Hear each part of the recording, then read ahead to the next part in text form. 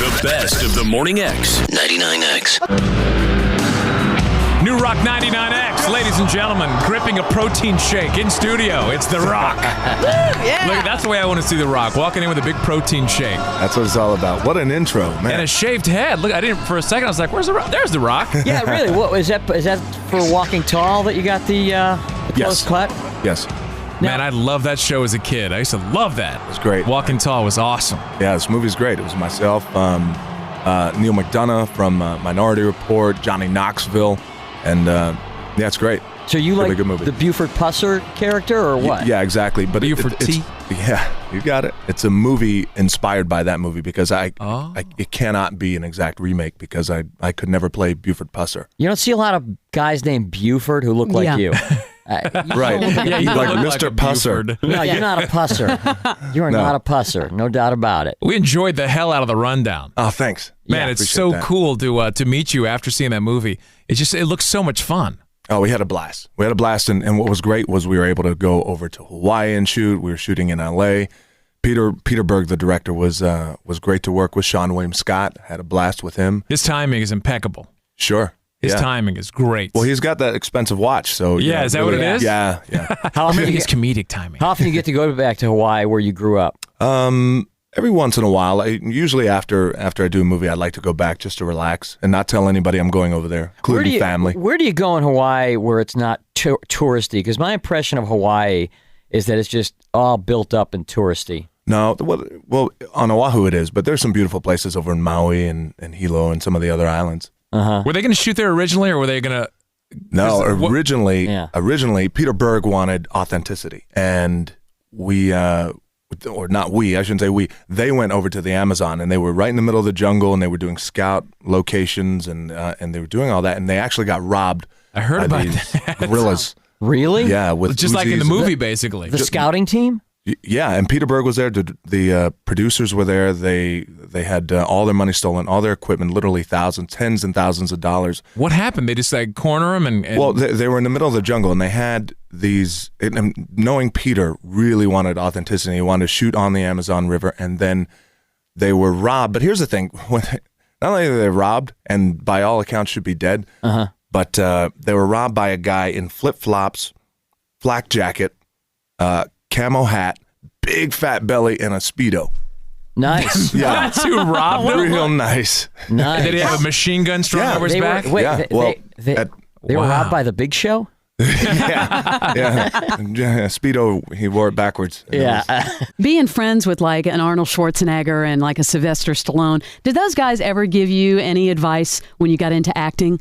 Those guys have been great, and you like look at three guys like between Arnold and even Bruce Willis, who I know very well, and all these guys have been really, really supportive, which is really, really cool because they're all in positions where they don't have to be. Yeah, and they're great. And Arnold, of course, is just like, yeah, rock. And let me see how well I do this. yeah. in voice. Look, if you're going to be an actor, you've got to Get know into it. dialects. Yeah, rock. I tell you right now, it's all about the story. And then you could pump your muscles up, and you can shoot the guns all day long. But you just want to make sure you tell a good story. I support you. I'm running for governor. Come and help me. Nice. This opening scene in the rundown is tight, man. When this is the scene at Thanks, this man. club, Yeah. and there's a cameo by somebody. I don't know if is it known who's the cameo in this movie? We didn't want to say earlier. It is. It's Yes. being promoted. Well, no, not necessarily being promoted. Because it was kind of a I mean, surprise to me. I hadn't heard it. Well, yeah. Well, that was the thing, and Well, then you say it. I'm not going to say it. Well, Arnold is There you go. Yeah, Arnold just as a walk by. Arnold from Different Strokes. He's Gary Coleman. It's amazing how he walks by and I look down. But yeah, he just walks by though. It's so fast. He walks by and he says, "Have fun." And it was one of those things. Arnold came to the set and we had lunch, and Peter turned to me and said, "Should I ask Arnold to be in the movie?" I said, "Yeah, hell yeah, ask him." And he asked him, and Arnold literally was like, "Okay, let's shoot right now." And we got up and we shot it. And here's the thing, Peter and I were just looking at like, oh, it's our boy in the movie, and he did a cameo. But unbeknownst to us, how it really has turned into this big moment, and like, Right. you know, and the press saying, "This is a really, really big, iconic moment of Arnold telling you to have fun," and handing off the guard. yeah, so it was handing him really the cool, stick. and it was nice of him to do that. I really, really appreciate that. He didn't have to; he's a really busy guy. Some of the photography was great, and some of the ass kicking was even better. It must have taken you guys a while to choreograph those scenes because it looked good. It looked really legit. I appreciate it, and that's another thing we wanted to do too, was just to make sure that the action had that old-fashioned feel to it, like old Clint Eastwood movies, and I know some of my Steve McQueen movies. I love those, with a contemporary twist. Andy Chang, who's a great fight coordinator, has been Jackie Chan's coordinator on a couple of his movies, said he wanted to combine Hong Kong style with South American capoeira style, with, according to Andy, like good old-fashioned American ass kicking style. There you go. I like, cool. And hence The Rock. Yeah. Crash? Yeah, Crash Crash. was waving over here with his Miami jersey. Yeah, well, we'll talk about University of Miami later on. 91 Yeah, National baby. Championship team, baby. Yeah, go Canes. You know, you see some of the movies coming up, you know, Vin Diesel with all the action movies and things like that, and he started to become this big action icon now. You're next in line. You going to take it that way? Are you going to do more action movies? Is this somewhere you want to go and get away from the whole wrestling scene? Well, I love wrestling because I grew up in the business. So, you know, for example, like the Georgia Dome, there's nothing like it. Yeah, hell yeah. But then that's a great thing about wrestling for me is I could always go back and I could always have fun, and especially interaction with the live audience, with the fans, because I love that. Yeah. And that to me was the most fun I've ever had. The matches were great, and I love that physicality, but it's the interaction with the fans that I feed off of. And as far as for action, I love the action genre. I love kicking ass. I love that physicality. I also love comedy, so I'd like to do more comedy as well, and maybe even a broad comedy, and just like throw myself out there. We were talking about that. Not See like what The Rock happens. kicking your ass while he's got a smile on his Yeah, face. Yeah, I mean, I'm they- laughing at that. That's, Let's They set you up. They set him up several times in the movie, I thought, and comedically, I thought you did a great job. I appreciate you it. fell right into it. I love the part where you get cut on you were cut up or shot or whatever, and you have to pull your shirt off in the jungle. Yeah. I love that. It's like, better take the shirt off. Roar. Although I'm The Rock. we were commenting on how, like, for the first 35 minutes in the Amazon jungle, you still had your sport coat on. Whole suit And I on, would yeah. have been- Whole suit. Very James Bondish. Yeah. Because Bond, he's always wearing a tuxedo. In the So- Amazon, yeah. A couple wrestling questions. First of all, you look a lot trimmer right now than wrestling weight. How much weight have you lost? Because I know that you mentioned that you had to trim down a little bit for the Walking Tall movie. Right. What are your stats now versus what you normally wrestle? I'm about 240 now, and usually my wrestling weight is probably around 250. What were you in the rundown? About 10 pounds heavier. 10 pounds heavier? Yeah. And when you first got to WWF at the time, who were a couple of guys that, man, you just just shooting for a second? Who were some of the guys that you really did not get along with, that you really bumped heads with, that maybe later you developed a friendship with, but at first it was not good, easy, hands down, Steve Austin. Stone Cold Really? Steve Austin. Yeah. Was and there some territoriality, you think? No, it wasn't. No, certainly wasn't that, because I wasn't anything. Not on your part. Did he feel a threat? No, he didn't feel threatened at all, because he was, at that time, he was becoming the guy who he became, and I was like nobody anyway. So there was not a threat. It was just like personality conflicts, and it was really interesting back then. And we laugh and joke about it now. That guy's one of my best friends. Is and he? Yeah, really solid guy and very supportive. And I love the guy to death now, but back then we were just like. Any matches that you can recall that were a little too stiff, that afterwards you had to have a talk with the guy and like, man, you got to hold back a little bit? Yeah, I'm going to tell you this right now, because he's from here. Anything with Bill Goldberg, you can count on that. Yeah. He's stiff, is he? He's my man. I hope he's listening. He's Hey, well, He you know, listens, yeah. call him up. Yeah. let me see if I've got his He lives out in the number flipping right woods. here. I know he does. With all the animals, he's Guy crazy. lives- it looks like Yeah, I think we had Waco his out in his number. house. All right. Well, the dog So- Rottweilers running around with steaks. He's just tossing steaks to him. Being like third generation wrestler, because your dad and your grandfather, I mean, you grew up like, well, how old were you when you went to your first wrestling match? I was in the womb. I was gonna assuming. say. Yeah. You were just like 3 weeks old, and there you were. Right. What's that like growing up in a family of wrestlers? I mean, did you guys, like, right after dinner, you just jump into a big pile in the living room, start kicking each other's ass? Yeah. And then the men jumped in. And then the guys jump in, yeah. How old were you when you first, your first rivalry with Stone Cold Steve Austin? You were like very young, weren't I was 27, 26. I thought you were a lot younger than that. No, 26. Or Wow. 26 or 25, something like that.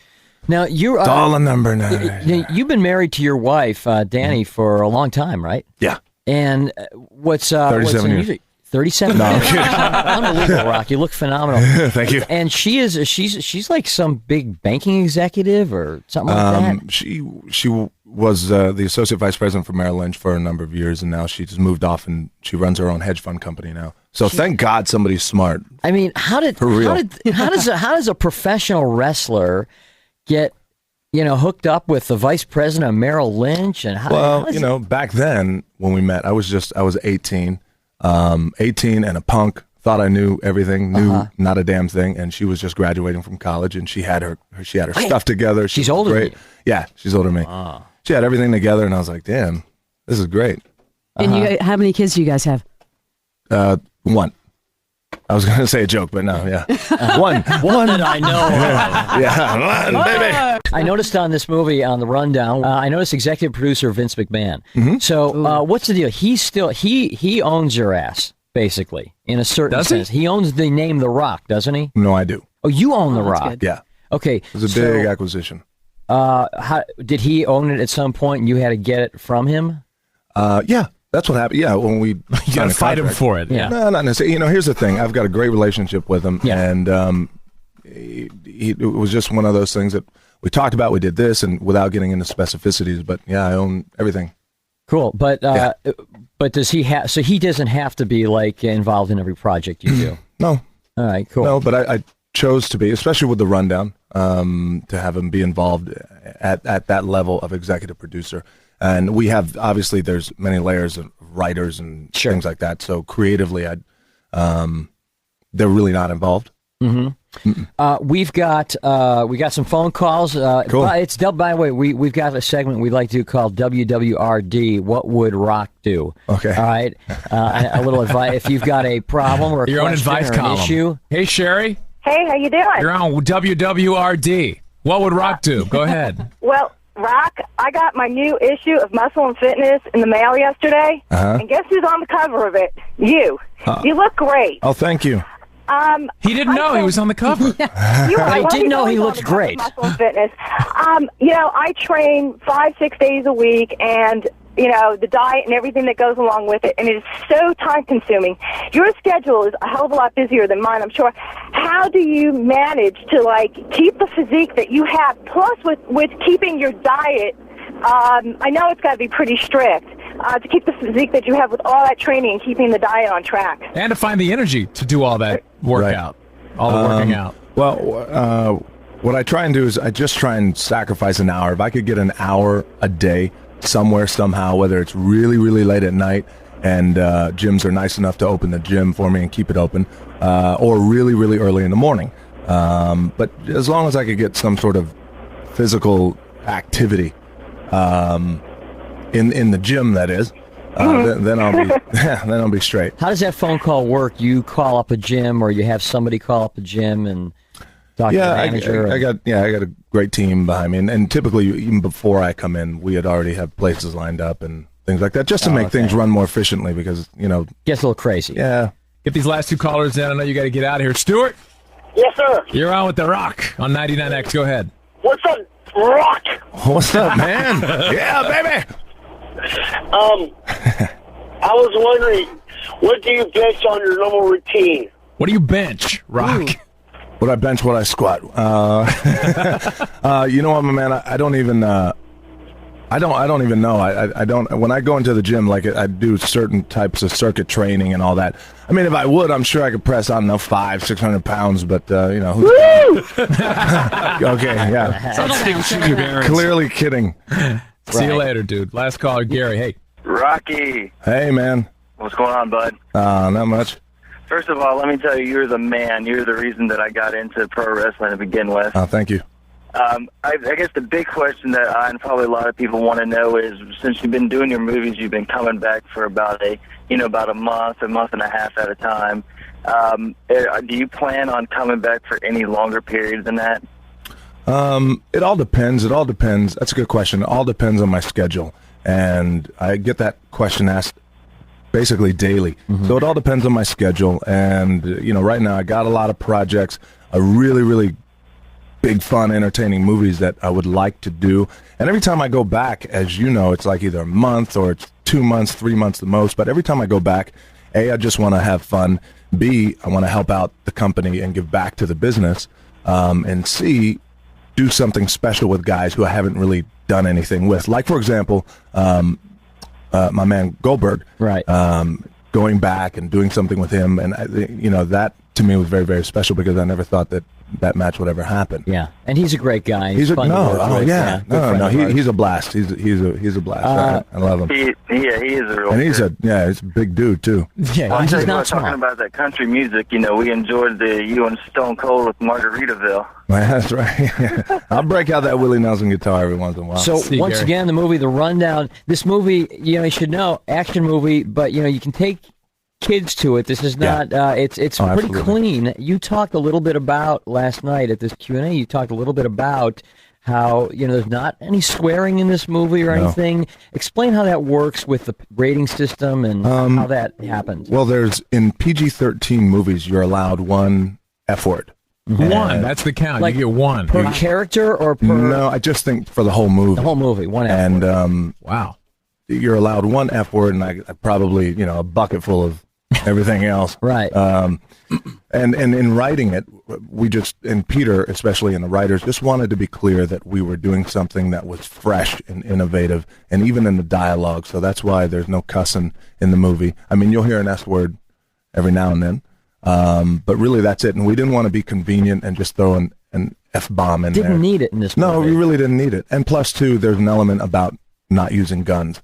My character in the movie is like, no, I don't like guns. I'm not going to use them. They take me to a place I don't want to go. To a point. Well, The minute you that said- doesn't last too long. The minute you said, It lasts about an hour and 15 minutes. but it was a great scene And then it's plan, on. because the minute your character says, no, I don't like to use guns because they take me to a place I don't want to go, you know damn well we're going to hell, baby. Before you go, Rock, Leslie has something that Yes. she'd like to tell you. I just wanted to say that Yes, I ma'am. can smell what The Rock is baking.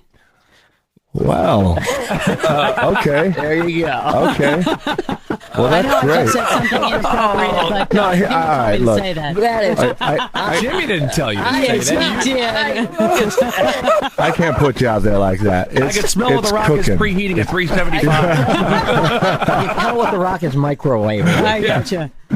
It's cooking. You got to be cool. Come on, give it to her, Rock. Come on. No, go ahead. Bacon. It's just, it's just, but you know what? Bacon works. I'll do it. Smell what the rock especially is. The Rock. Bacon. Hey, Rock, were you on the Miami team that beat my horns in the Cotton Bowl in '90? Hell yeah, I was there. Damn you! I was talking about this guy. Yeah. But check out the tattoo on Rock's right arm. What is that? Oh, Can't it's see it. Brahmable. Oh, there's the longhorn on his arm. There That's you a go. longhorn. For UT. Thanks, Rock. It's great to meet you. The Rock, Guys, thank you so much, guys. I appreciate it. 99X. The best of the Morning X. 99X.